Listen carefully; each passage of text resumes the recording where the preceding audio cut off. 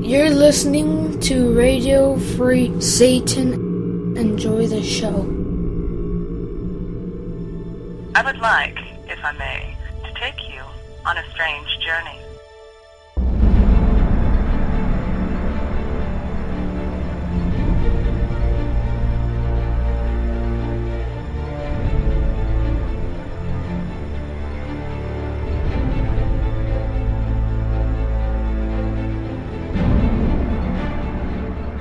Welcome to 9sense. 9sense is a satanic perspective of our modern world. And I'm your host, Adam Campbell. It is great to have you. It is August 26th, and I've got a great show for you this week.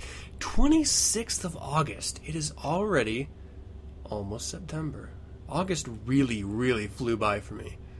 I don't know about you guys, but for me, it was like the man camp out, headed out August, and then from then, I just transitioned to now. Like the end of August already.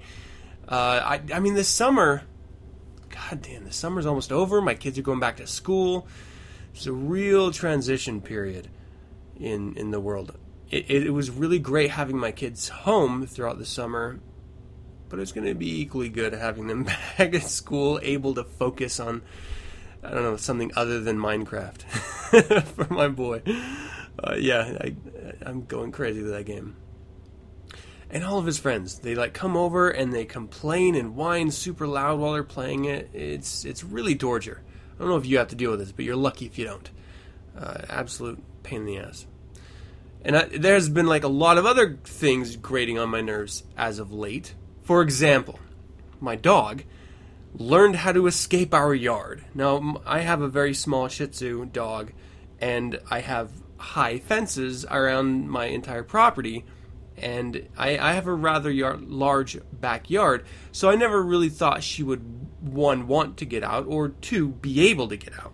She is a small dog. But somehow she managed it. So my wife got a phone call from the police, and they said that they had, two teenage kids brought our dog in, and the dog was running around, and so they saw the tag, and they were not going to charge us if they could drop it off with someone to watch the dog, because I guess there's a fee, I don't know, for them doing their job. I'm not sure, we would be charged because our dog escaped our yard and someone brought him in, so that warrants cost. I don't understand the concept really. But it didn't matter because we didn't pay it, because they took the dog to our neighbor's house, and they love the dog. They have 3 very similar types of dogs as well that all get along and play, so that was very fortunate for us that they just didn't take the dog and run away or sell the dog or something like that. It was really nice. But it did get me thinking, how the hell is my dog getting out of my yard? And so I scoured every inch of the fence around the perimeter of my backyard, and I found some areas that she may have been able to get out of. And so I tried to do that coaxing where I set the dog and I'm like, sit, stay. And then I run to the front of the yard. I'm like, come here. And I'm making all these little kissy dog sounds and whistles and trying to get the dog to do exactly what it did earlier when no one else was here. And I thought I had fixed everything because she didn't come out, so I just sort of had to make a guess on how to fix this. I ended up digging a trench along my back fence, filling up the base with cement, putting some fence going down into the ground so that she couldn't use her body weight to push the fence out a little bit and then go down this little sort of canal that the dogs on the other side of the property dug out. And we suspected that's how she was getting out initially. So I laid all that down and I covered it up and everything was fixed as far as I understood.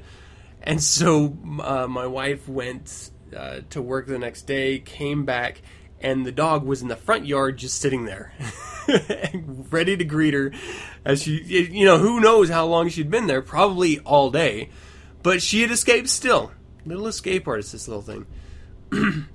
So we racked our brains trying to figure out how she got out, and it turns out she can actually climb a fence.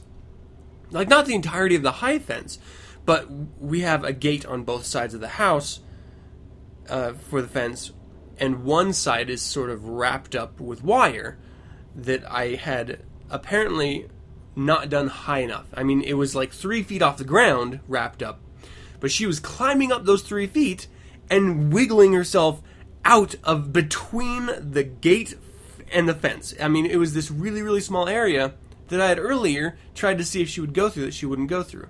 So I guess it was only when people aren't looking. I don't know, it's like masturbation. Only when people aren't looking at me, I'll do it. That's it. You look at me, I get a little stage fright. It's a little weird. So, it was a huge, huge issue. I was worried that someone was trying to steal my dog. I was worried that my neighbors were letting her out. It was just all of this guessing and rage off of my guessing. Like, I was like, I bet it was my neighbors. I bet they reached over the fence, they were playing with the dog, and then they left their fence over, because there's no way that my dog could get out of my, like, I have the Alcatraz of yards. There is no possible way my dog is getting out. And yet, she did. So I just laced up that fence a little bit higher, and no problems. She cannot escape anymore. That was the simplest of fixes, and the last. Of course, it's always the last, isn't it? I mean, you'd keep making fixes if it didn't fix the issue, so I guess that's a pointless statement.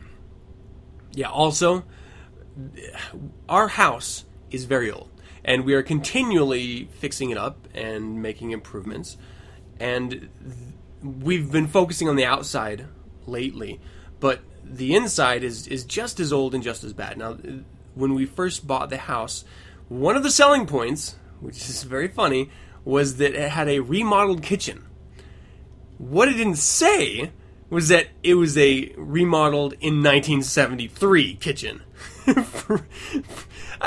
There has to be a time limit. Like, if it's not in the last 10 years, it's not remodeled, and you cannot list it as such. I mean, to say that a remodeled kitchen from the 70s is still a remodeled kitchen is like saying that I'm a newborn because I was born in the 70s. It's retarded. You cannot say that. But they did, and it raised the price of the house several thousand, I'm sure. But so, I mean, point being is that the kitchen is very old, and the cupboards and cabinets are sort of one by one falling apart. It's really, like, everything is just crumbling. First my car, now my dog is getting out, and now my cabinets are crumbling. I don't know what's happening.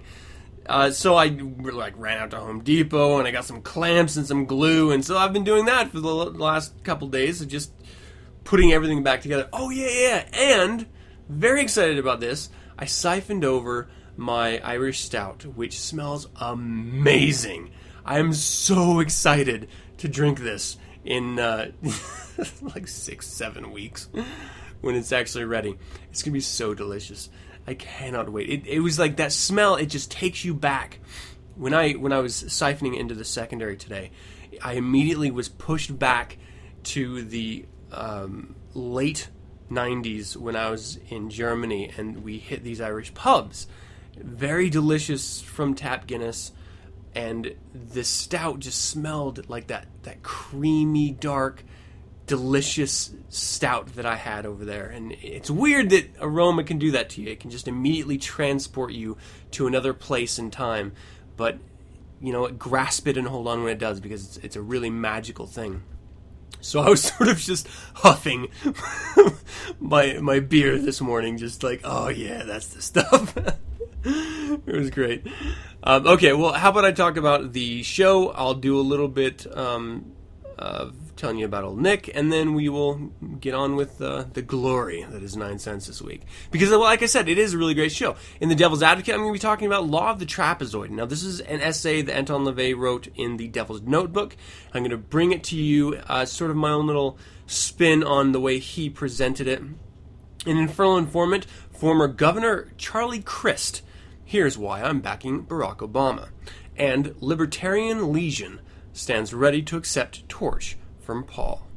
And the creature feature, I'm going to do something I haven't done before, and I'm going to give you a review about a place, an event. I went to Hogel Zoo this last week, and actually it was literally yesterday, and I'm going to talk to you about not only Hogel Zoo specifically, sort of the pros and cons, like a review of it, but also zoos in general and the ideas of them. I think I can sort of give you some interesting perspective on that. And that's going to do it for this show. Really quickly, oldnickmagazine.com, everyone. Go out there. Old Nick Magazine is a devilish adult magazine. It contains reviews on music, on literature, and it presents you with some very, very beautiful women, wrapped in some amazing editorial and fiction even. So if you've ever, and I've been talking about this for a little over, 2 months now or something like this, because they hooked me up, and I think Old Nick Magazine is one of the best, certainly the best that I'm aware of. But I'm going to let me say one of the best adult magazines out there because of its focus. And because that focus is directed specifically at people like me. So that's why I'm bringing it to you every week and telling you about it, because I think you will find a lot of enjoyment, whether you're a man or a woman, within its cover. So check out oldnickmagazine.com. You can order your print copy, or you can just get the digital copy for a little less Skrilla. It's definitely worth a look, oldnickmagazine.com. All right, let's go ahead and dive into the Devil's Advocate.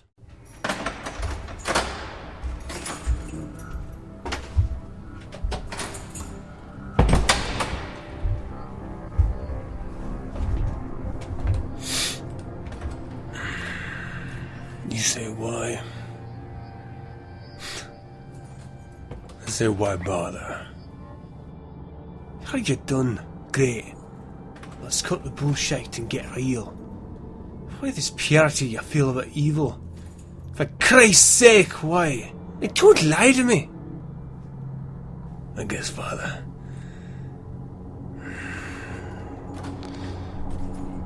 You gotta feel that old nick in your soul. And it becomes clear. Like it did for me. The first time. That's when I realized my one true calling in life. And what's that? Shit, man. I'm a born Devil's Advocate. Welcome to the Devil's Advocate. I'm a Satanist. I'm a member of the Church of Satan. But I do not speak for the Church of Satan. That is all.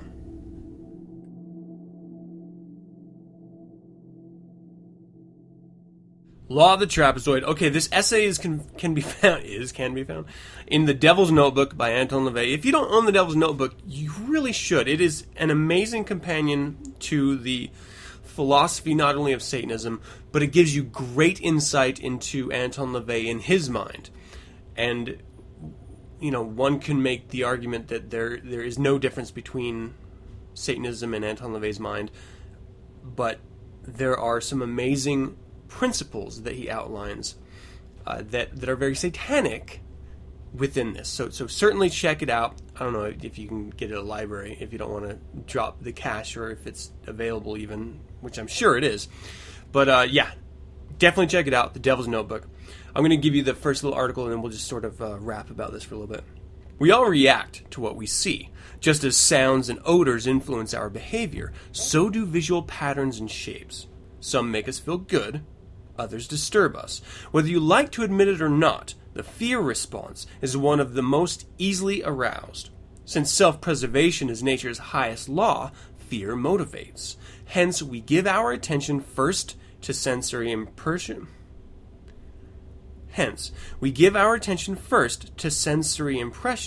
that represent things that we once, far back in racial memory, feared. Fear is the prime mover.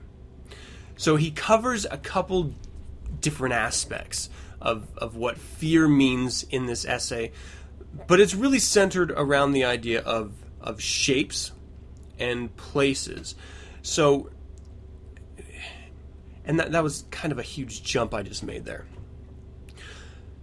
Fear is a reaction to unsettlement, to the unknown. And what he's speaking to with shapes, for example, is that there are shapes like the trapezoid that are not complete looking to us. Uneven lines or incomplete shapes. I mean, you look at a shape like a square, perfectly edged and closed. You look at a circle, very comfortable, round, it's like a big hug. You look at a pyramid, there's this sense of completion and majesty about it. You look at a trapezoid, it's like a pyramid with the head lopped off. It's not quite complete. And there's a lot of other shapes that are just slightly off and not quite complete. And something within us looks at those, and we may not overtly understand it, but in our subconscious, we are disturbed slightly by it. Now, Anton LaVey pays this theory off with discussion about his crime scene investigations and in the places that would happen, like the tragedies, be it a suicide or a murder. And what he found is that you may have a room that seems rectangular, seems square and comfortable, but there might be uneven flooring, tilting it a certain way. And his theory is that places like this don't necessarily inherently have power within themselves, other than just being an odd shape, but it's our reaction to those shapes and to those unperfect boundaries around us that set us into a discorded motion. You know, it upsets our psyche enough, and over enough time will allow us to do things that we may have already been predispositioned to do. Violence, aggression, but it just sort of pushes us over that edge that our rational mind wouldn't normally allow us to move on. He brings up the idea that, whenever you think of fairy tale castles, they have these perfect spires of triangles up at the top, but when you look at something like a haunted house, it's very much uneven, it's very much uncomfortable shape. These are very basic elements that are used to disrupt us. Artists create these specifically just to upset us. And the use of color, the use of shape, and brush strokes all come together and really evoke an emotional reaction in us. So it is his understanding of this sort of reveal to him that he came up with the law of the trapezoid. And it is as thus: spatial concepts were not only able to affect those who were involved in visual confrontations, but far more insidiously, other parties with whom a viewer came in contact. So not only, if you are the viewer, for example, and you came upon a haunted house, were you upset by this, and were you really struck down emotionally from viewing it, but how you feel affects others that may not be with you at that moment. When you go home and you're still a little frazzled, it rubs off on your spouse or your partner or your children or your roommates. It rubs off on your coworkers. Not understanding or not being aware that you can do things like this, sharing your emotional energy with other people because of something that you simply saw, because of a place you just randomly visited. It set you in this sort of motion of energy. Knowing that you can do that, or knowing that it can affect you, well then, you can apply a little lesser magic here. See, if you're not aware of it, then it's like any fear, okay? Someone jumps out from behind a doorway and scares you. Boo! You react. Pure reaction. You don't really have a chance to capitalize on that.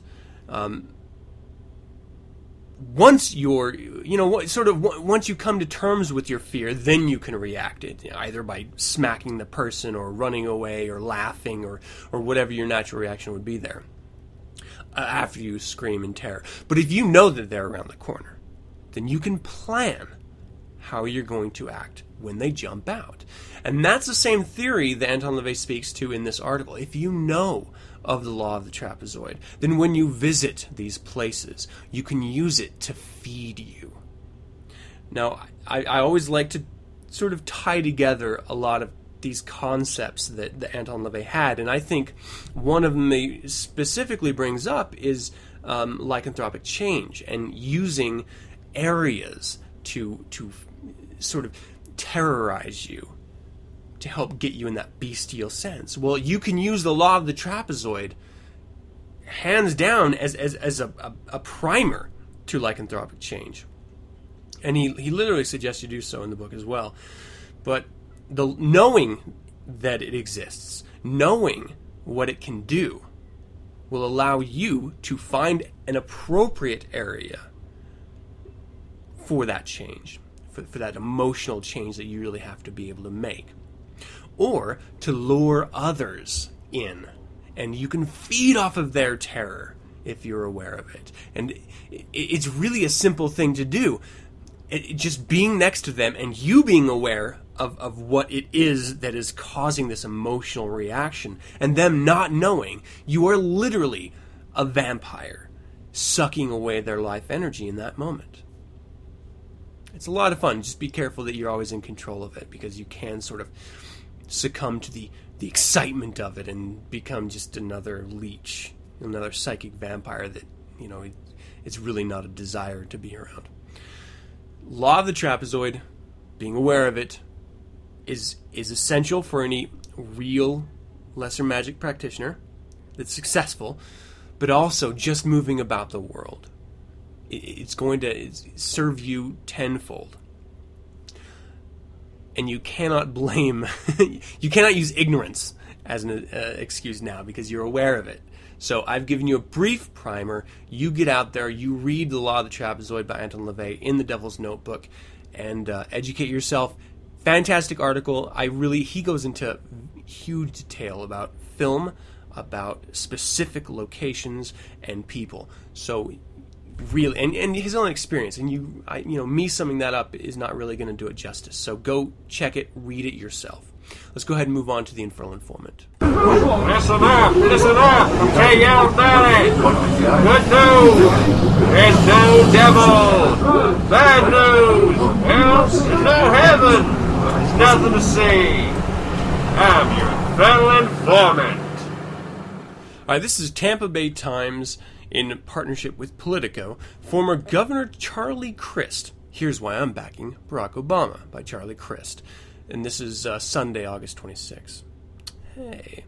I've studied, admired, and gotten to know a lot of the leaders in my life.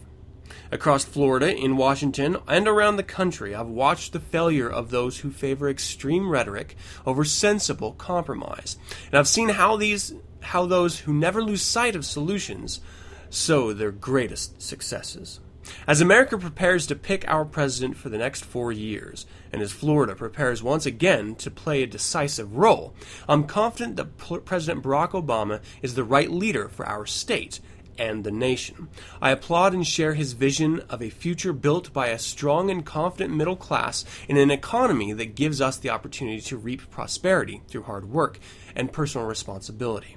It is a vision of the future proven right by our history.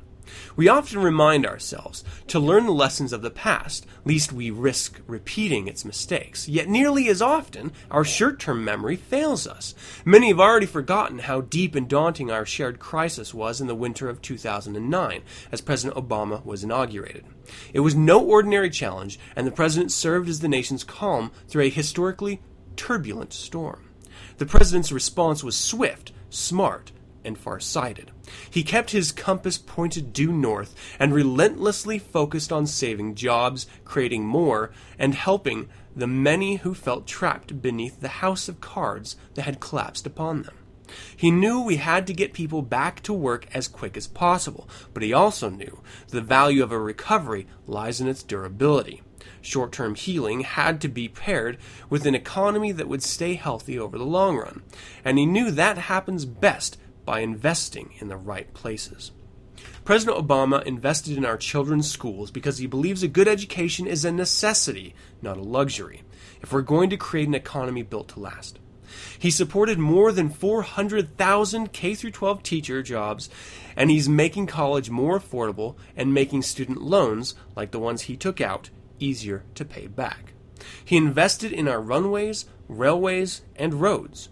President Obama knows a reliable infrastructure that helps more people to work helps move more people to work and helps businesses move goods to market is a foundation of growth. And the president invested in our retirement security by strengthening Medicare. The $716 billion in savings his opponents decry today extended the life of the program by nearly a decade and are making sure taxpayer dollars aren't wasted in excessive payments to insurance companies or fraud and abuse. His opponents would end the Medicare guarantee by creating a voucher that would raise seniors' costs by thousands of dollars and bankrupt the program. We have more work to do, more investments to make, and more waste to cut, but only one candidate in this race has proven a willingness to navigate a realistic path to prosperity. As Republicans gather in Tampa to nominate Mitt Romney, Americans can expect to hear tales of how President Obama has failed to work with the party or turn the economy around. But an element of their party is pitched so far to the extreme right on issues important to women, immigrants, seniors, and students that they've proven incapable of governing for the people. Look no further than the inclusion of the Aiken Amendment in the Republican Party platform, which bans abortion even for rape victims. The truth is that the party has failed to demonstrate the kind of leadership or seriousness voters deserve. Pundits looking to reduce something as big as a statewide election to a single photograph have blamed the result of my 2010 campaign for U.S. Senate and my greeting of President Obama. I didn't stand with our president because of what it could mean politically. I did it because uniting to recover from the worst financial crisis of our lifetimes was far more important than party affiliation. I stood with our nation's leader because it was the right move for my state. President Obama has a strong record of doing what is best for America and Florida, and he built it by spending more time worrying about what his decisions would mean for the people than for his political fortunes. That's what makes him the right leader for our times, and that's why I'm proud to stand with him today. And that was last modified August 26th at 12 a.m. By Charlie Crist. He was a former Republican governor of Florida and previously elected as a state senator, education commissioner, and attorney general. He currently is registered as no party affiliation. He wrote this column exclusively for the Tampa Bay Times, as you can tell by his voice, speaking directly to the Florida people. So no matter what side you're on, no matter whether you hate Obama or not, if you are educated on what has actually transpired in the last 4 years, you have to agree that he is the most compromising president who gives less than two shits about his own political party. Because he has pissed off every progressive person that put him into office. He has pissed off the majority of the Democratic people that put him into office and that he works with. And he pisses off the Republicans because he makes their proposals look good and then forces them to refuse them. He tries so hard to work with them that he actually is working against himself to do so, and they still say he doesn't work with them. It's so unbelievable. I mean, you have to be ignorant to not think that he is the most reaching across the aisle president we've ever had, certainly in my lifetime. I mean, you can make the argument that Bill Clinton was really good at that. And I would argue that in his second term, yeah, he was. But nowhere near what Obama has done. He has literally gone not only to the lengths to ignore a lot of what he said he was going to do when he was elected, but he went against some of it because it was what he could get done with Republicans. And that was only after months of political debate, arguments, and a lot of mojo on his side. Meaning, he lost a lot of his political power, his leverage, in actually going so far to work with them, and they still badmouth him. They still talk shit about him because they just don't like him in office. And you have to worry, or I mean, I don't know about worrying, but you have to wonder why. If he's gone so far out from his political arena to meet them and conceded on virtually everything that they asked him to concede on, plus why do they still not like him? I mean, it seems overly simplistic to say it's because of his race, and it seems comfortable to say because of his political party, but when he's abandoning his political party to go across the aisle so often and to such a personal detriment, you wonder, it can't be the political side of things. Is it as simple to say, and is it as real to say this because he's black? Certainly for some senators, absolutely, and congressmen, absolutely. Racism is alive. I do not think it's as powerful as the media hypes it out to be, but it is still out there. And to say that it isn't is just putting on blinders. And it exists on all sides, not just white people against other people. I mean, racism is inherent in what it means to be American, from our very founding to our earliest cultural gatherings in cities. And, we work together to hate other people. If there is one legacy of America, it is racism. So, we are certainly not post-racial just because we have a black president. And one way to prove that, though I would argue it's probably the best way to prove that, not because it's the easiest to point out, because of all forms of racism, I prefer this one. Because politically, you can see it in the political opposition. Because it can't be the policies, because he's adopted and proposed more Republican policies than Democratic. So it's not the policies, unless it's just that they don't like they've proposed all of their policies. And it's like you look at the political landscape and you wonder, do Republicans are they as ignorant as they seem? I mean, is it as obvious as that? I mean, they refuse to work with anyone else. They go out and on the media and state that no matter what, they won't compromise. A Tea Party comes in power based on that premise alone. No compromising. It has to be our way or the highway. Individual rights. Damn everyone else. Man, America is one messed up place. Well, you have people like Charlie Crist, who I don't know anything about his policies. I haven't researched him. I haven't vetted him.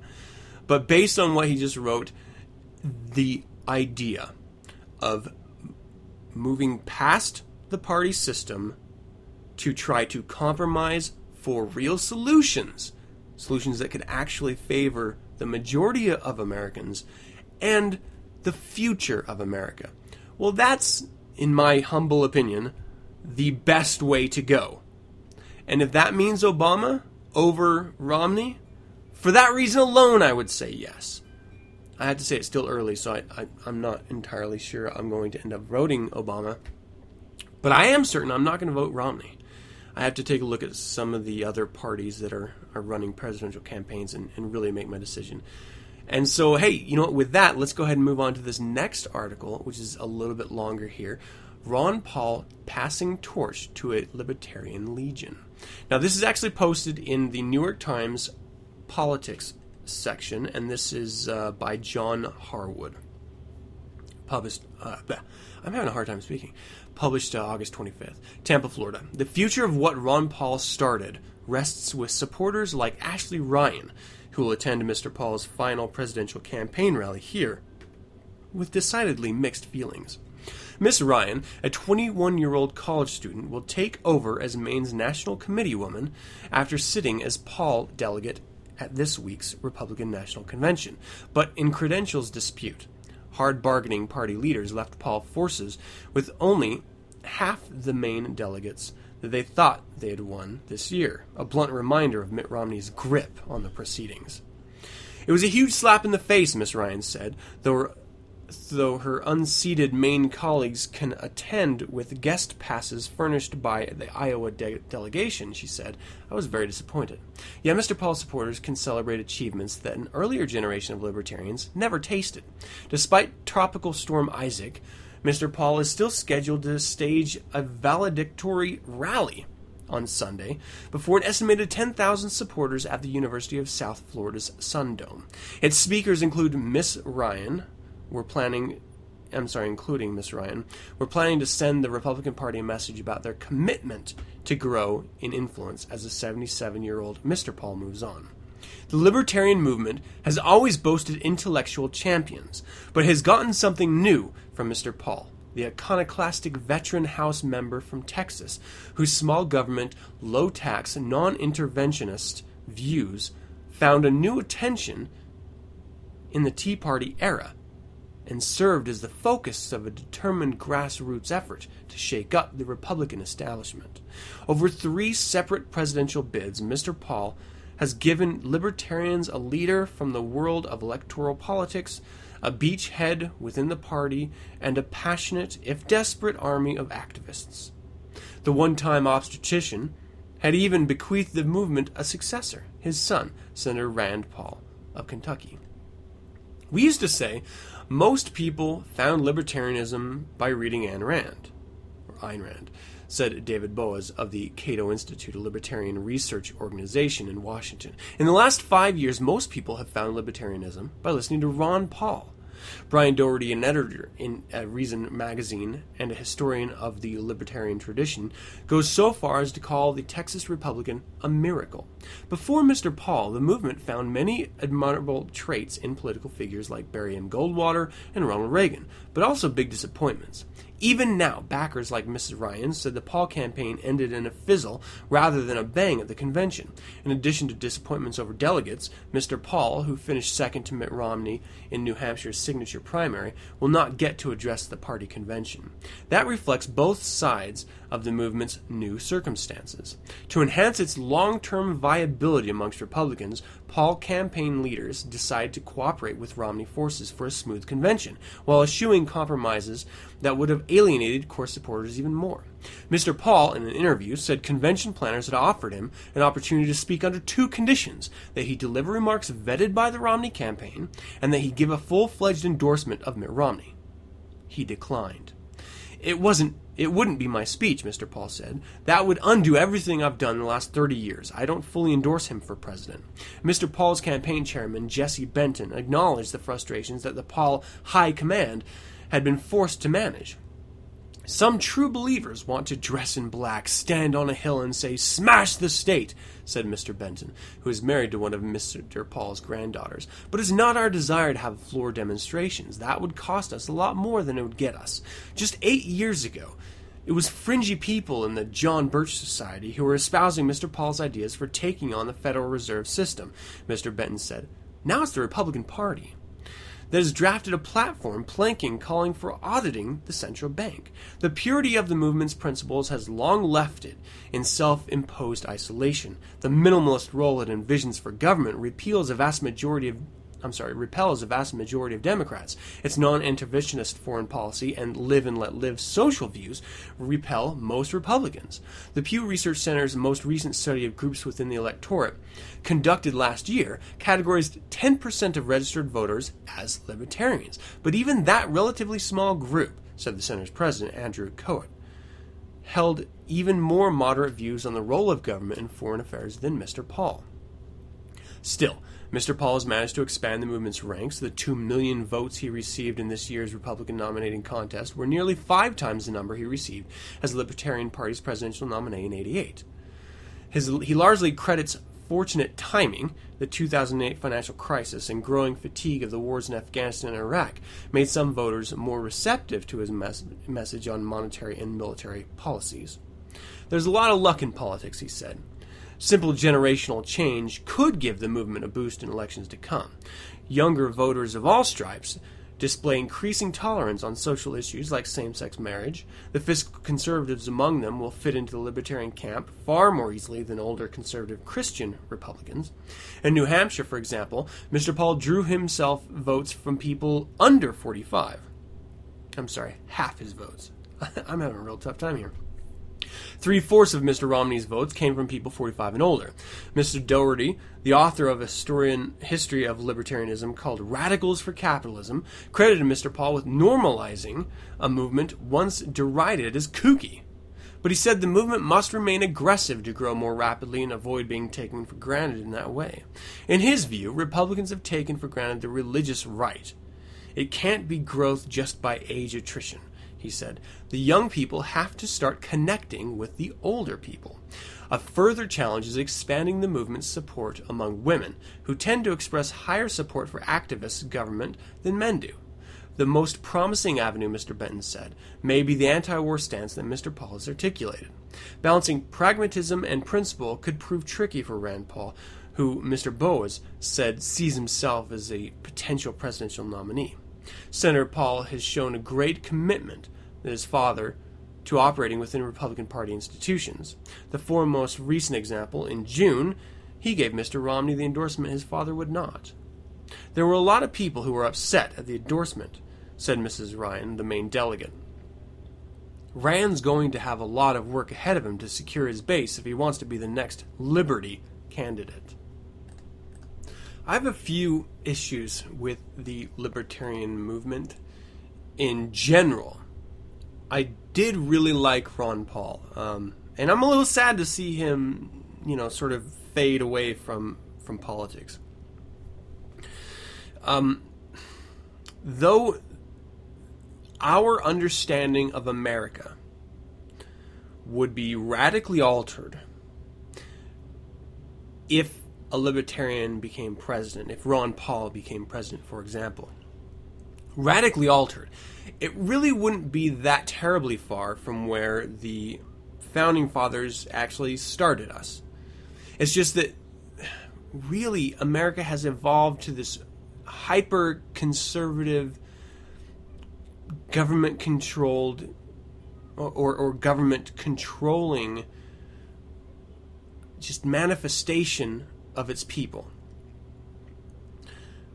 It wasn't always supposed to be that way necessarily, and the Libertarian Party really goes to the Constitution and says, well, if it's not there, then we cannot do it.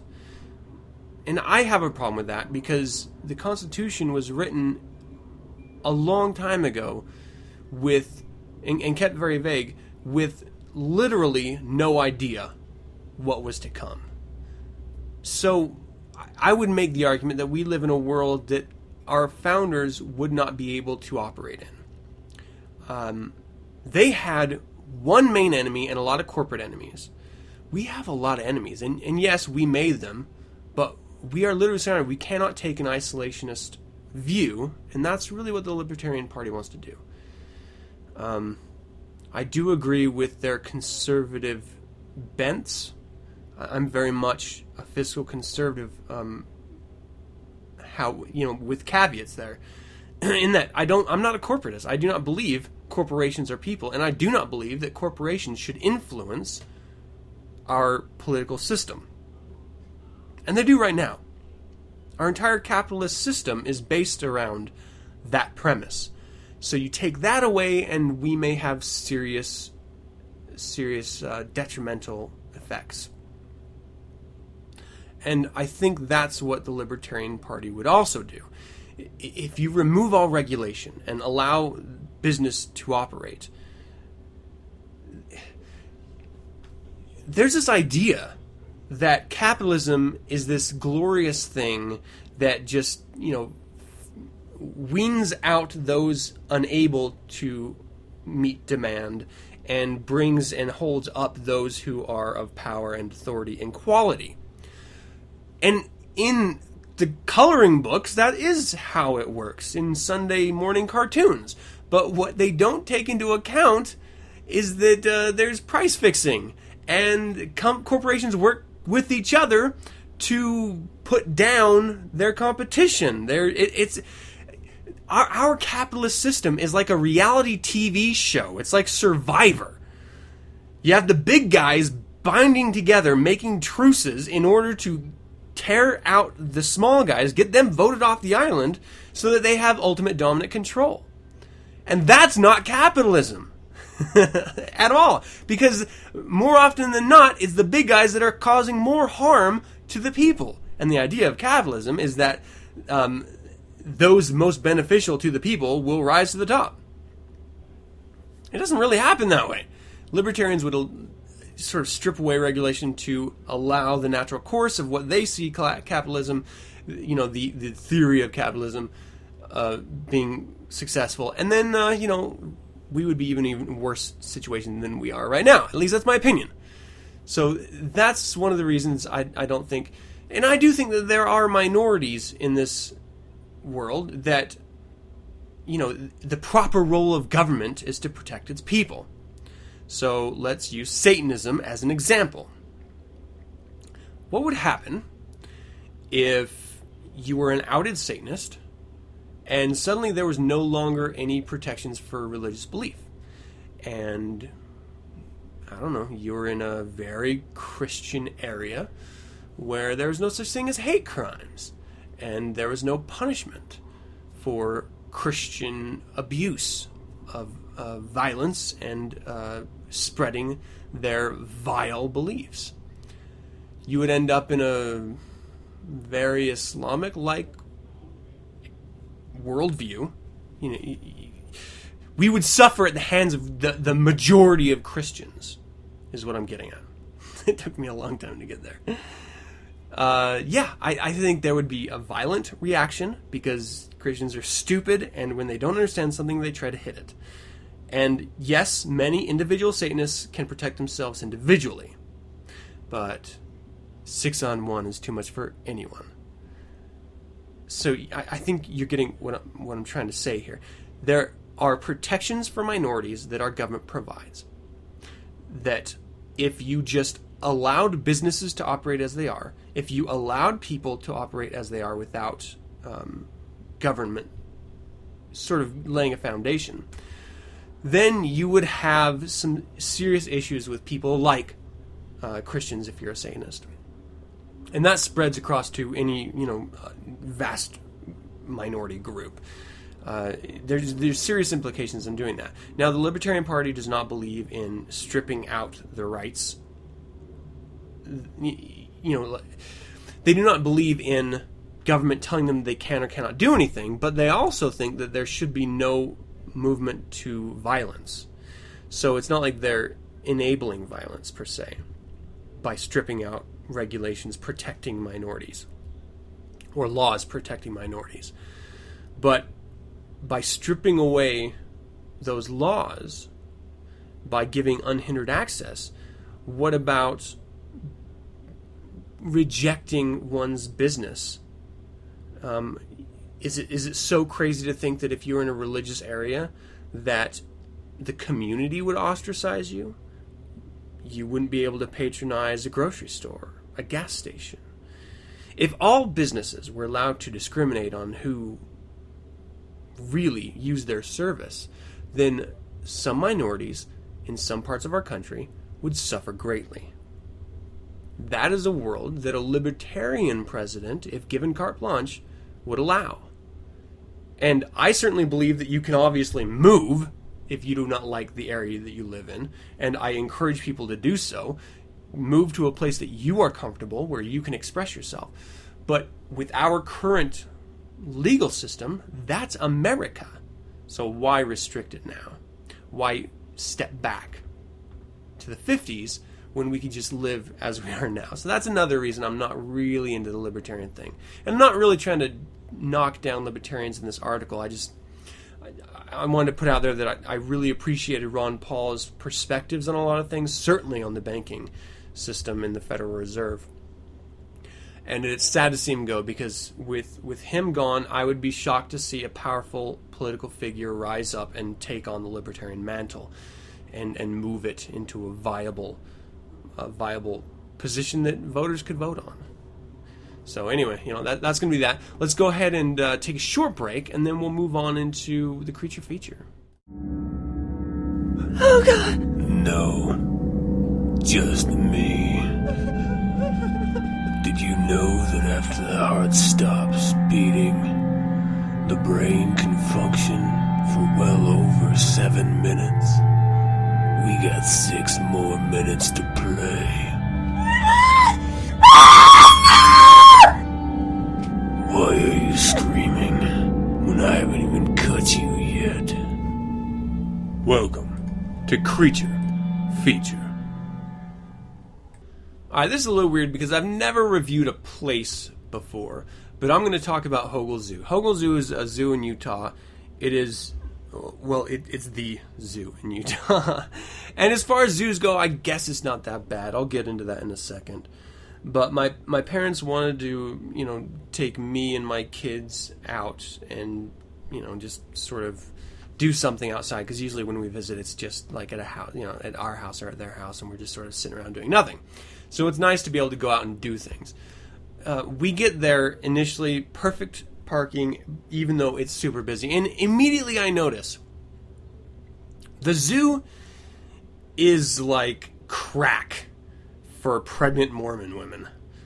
There are more pregnant women in a 300-yard area than anywhere else in the entire state. At the zoo, it is crazy. There were everywhere I turned, there was a pregnant woman, and it was a hot day too. I don't know what it is about going to the zoo. I guess you're limited with what you can do for entertainment if you're Mormon, because they filter their media ridiculously. Ironically, watching animals tear like flesh from bone on TV is a bad thing, but seeing it at the zoo is a good thing. I don't really understand that notion, but point being, there was a lot of pregnant women. So I found myself incredulously staring at tons of pregnant women, probably looking like a total creep. I wasn't thinking anything weird and sexual. I was just shocked that there were so goddamn many of them everywhere. Everywhere you turn. Now, obviously, it's going to draw people because, they want their kids to see different types of animals and stuff like that. And yeah, it's great and all. But the first thing you run into is, one, the guys are either super protective, so if you're looking at their women, they like sort of aggressively like step toward you or like face you like, what? What are you doing? This is my bitch. Or they just cower and turn their heads away.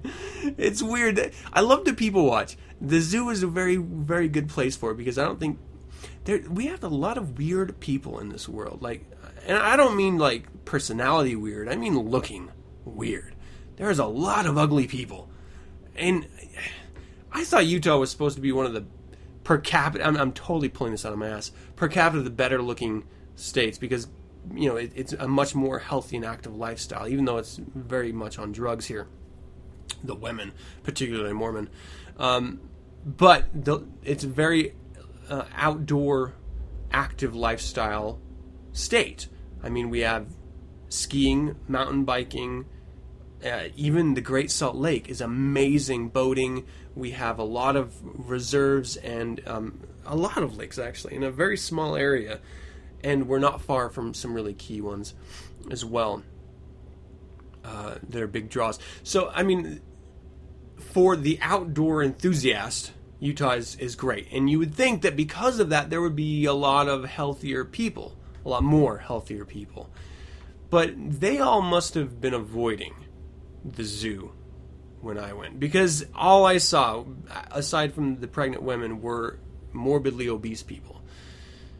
I mean, when we first got there, my parents were like, hey, do you want to get a stroller for your daughter? And my daughter's young, but no, she can walk. If she gets too tired, she will tell us. But you don't start from a place of saying, get in this wheelchair, or I'm sorry, get in this stroller, and we're going to push you around. No, start from a position of, you're going to walk like everyone else, and then if you're tired, I'll help you out for a little bit, but you need to stand on your own 2 feet. Like, we're just walking around a zoo. It's not that big of a deal. But we saw parents pushing, like, 6 and 7 and 10-year-olds. Like, grown kids being pushed around in the strollers because they were too tired to walk. What is wrong? And what does that say about our culture? That we're allowing our kids... When I was growing... Okay, I'm going to get to the old man inside of me here. When I was a kid, we would play kick the can outside for hours. We'd play tag. We would play baseball. Point is that we were outside doing things. Now, everyone's inside playing video games, and they complain when they have to have the sun beat down on their skin. It's so insane. And then when they finally do go out to, like, the zoo, they just have them sit on their asses while their parents push them around. You are enabling lazy people, parents. Come on. Yeah, I'll get to the zoo eventually, I promise. Okay, so we get in there, and the first thing that sort of greets you is this train, and we want to do a train ride. It's supposed to take you around, and the idea of a train ride, as I understand it at a theme park, is that you get on this mini train, it takes you around a track, and you see animals. Right? I mean, that's the whole idea. In this Hogel Zoos one, we get on a train, and we ride around. The first thing we see, not any animals, we saw mannequins with mine carts. And the lady's like, to your left, you will see old miners like those that found like dummies. We went to a zoo so that we could look at dummies in this mining made up diorama. Unbelievable. And then we go through this little tunnel, and she's like, still no animals. Go through this little tunnel.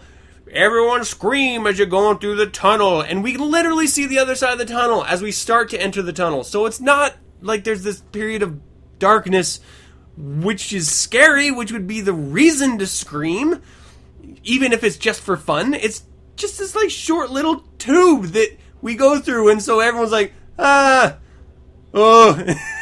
they happen to. I mean, you could be in one car in the tunnel, and the car behind you is out, and by the time that car gets in the tunnel, you are out of it again. It's that short.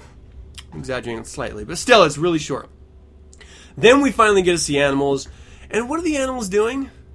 And this is going to bring me to the point of a zoo that I'm not entirely sure I understand. The concept of a zoo. Okay, this is Adam's concept of a zoo.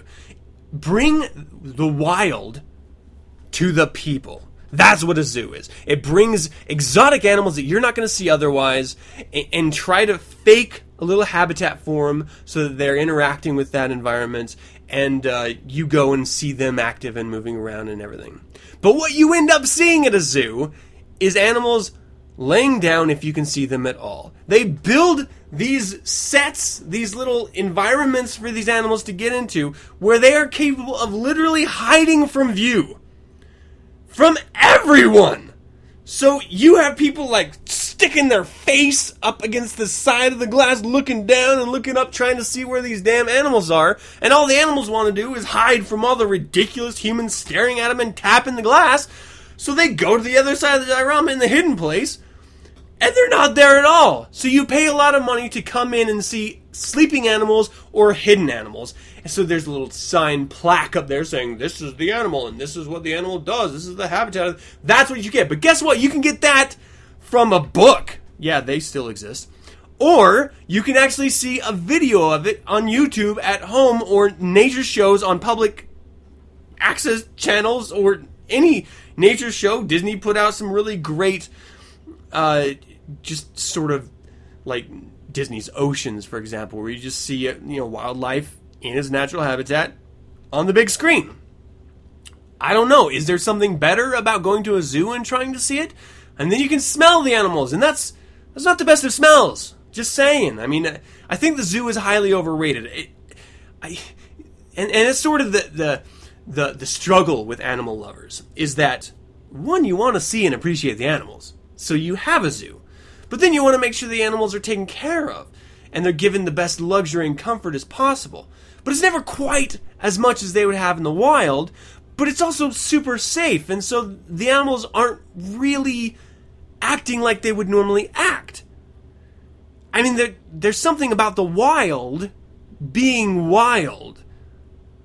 There's not a big plastic glass between you and the animals, and they can go eat each other if they want to go eat each other, and then you end up with retarded behaviors like gorillas sitting right in front of the glass, pooping, grabbing it and eating it, and watching the reaction of the people. So is it us looking at the animals, or is it the animals just looking at us? Like, are we the zoo for the animals? They're just allowed to sit down and relax. They're like, hey, George, check this shit. I'm gonna make every single one of those human beings jump. Watch. Poops, chomp.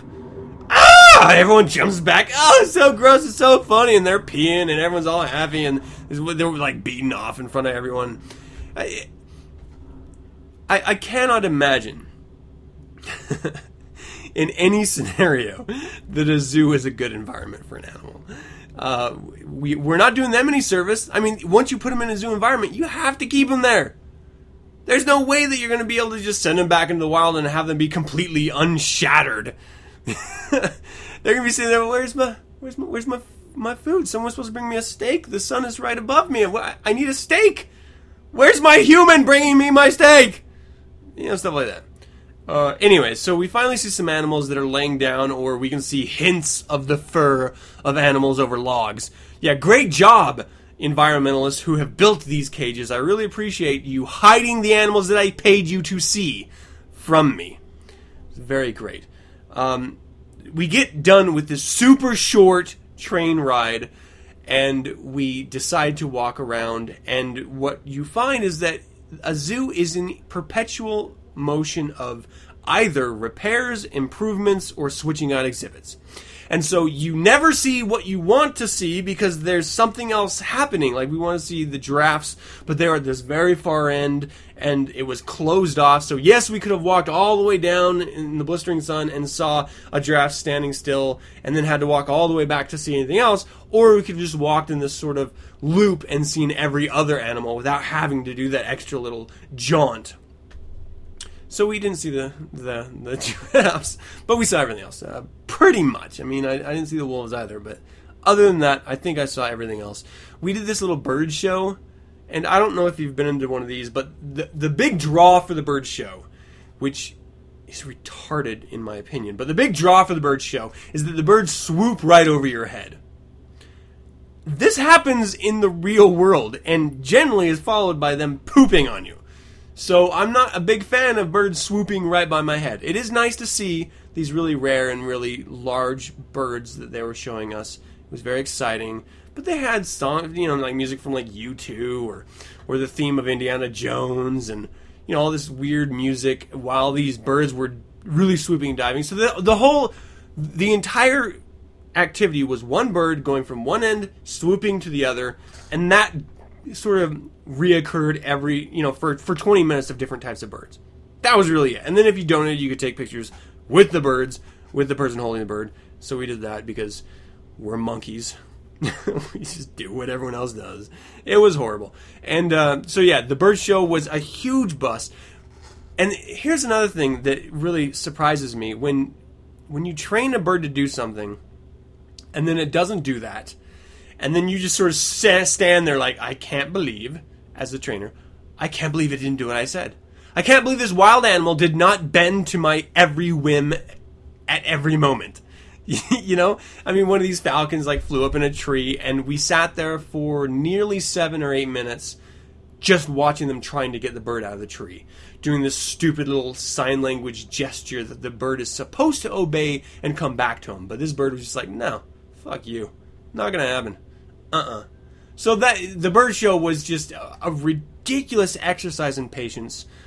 Really retarded. I can just go in my backyard and watch the birds swoop from each of my trees, or throw down some freaking birdseed and see them up close. Saw my birds. I don't know why that's exciting.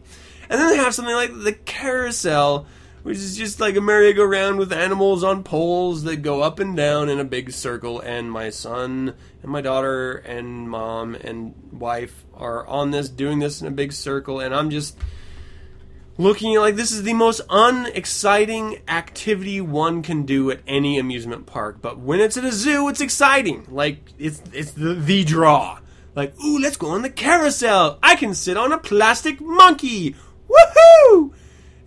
So it was retarded. So I have a hard time with the notion of the zoo because it's not doing service to the animals. And it's not doing service to the people who want to see the animals, because you don't get to see the animals. Or if you do, they look sick, or they don't move, or they don't do anything at all.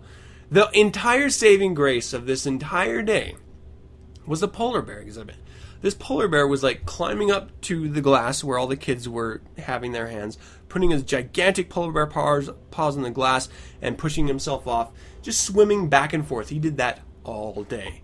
And that was fun for 5 minutes because, for 3 minutes actually, because, he was doing something. And you could actually see him. He was alive, unless it was a mechanical one, which was actually entirely possible, because he was doing the same motion all day long. But, yeah, the zoo is a bust. Hogel Zoo, okay, I guess if you are an animal lover, obsessive animal lover, and you do not mind the confines of a zoo to see the animals, or how shitty the animals look in the confines of a zoo, if you don't mind seeing that, then check it out, Hogel Zoo. For me, I could live my entire life and never go to it again and be very happy. Like, I did not gain any insight out of visiting it, and it's not the first time I've been there, so maybe that's coloring my opinion.